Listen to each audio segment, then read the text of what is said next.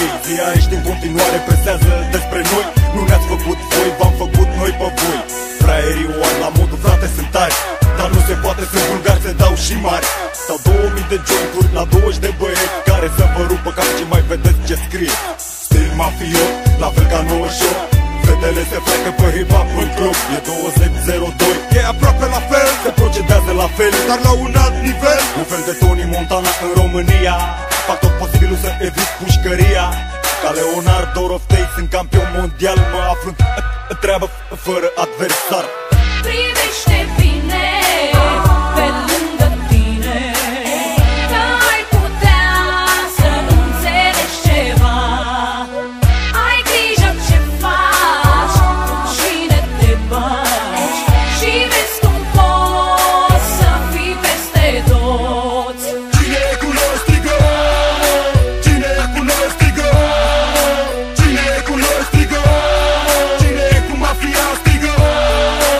An după an, cu bani pe primul plan, reprezint băieții care au dolar în buzunar. Fac istorie, în plină glorie, pun pe foaie operațiunea Casa. Cu Uzi și Tataie, fără ei nu știu cum aș fi trăit. Fără bani, fără microfon, fără B.U.G.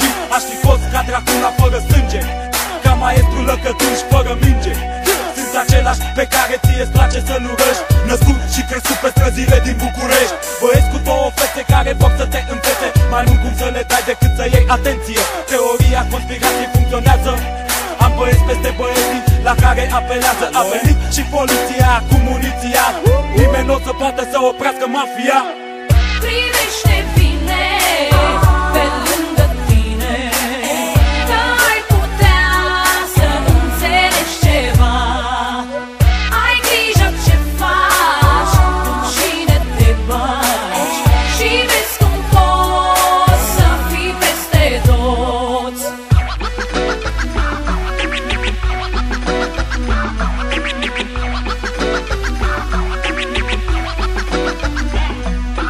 Cine e cu noi strigă, cine e cu noi strigă, cine e cu noi strigă, cine e cu mafia strigă.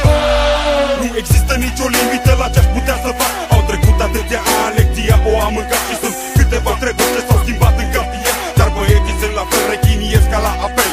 Tot după bani, după ce le trebuie. Câțiva dintre ei știu când să tragă linie, pentru că scopul de a face bani aici nu s-a schimbat. Dar metoda a evoluat și s-au afiliat la firme, organizații, internet, tehnica a ajuns să fie cea care face diferența. Dar mulți și-au dat încă seama că un celular folosit greșit poate să te arunce la gropan.